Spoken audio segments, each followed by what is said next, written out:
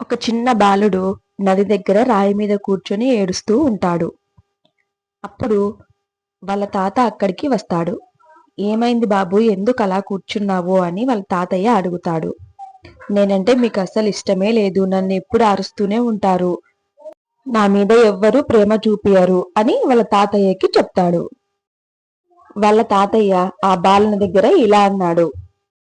నువ్వు కూర్చున్న రాయిని తొక్కుతావు, ఎగురుతావు, తంటూనే ఉంటావు, కానీ అది ఎప్పుడు నీ మీద అలిగి పక్కన కూర్చొని ఏడవలేదు కదా.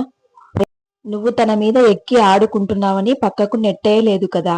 అది ఎప్పుడు నీకు అండగానే ఉంది అని వాళ్ళ తాత మనవడికి చెప్తాడు. నిజమైన ప్రేమ అంటే మాటల్లో చూపించుకోవడం కాదు, ఒక నిశ్శబ్దమైన తోడు. ఈ కథ మీకు నచ్చినట్లయితే మన ఛానల్ను సబ్స్క్రైబ్ చేసుకోండి. ఇలాంటి కథలు మనమందరం కలిసి మరెన్నో తెలుసుకుందాం. ప్లీజ్ ఒక లైక్ కూడా చేయండి.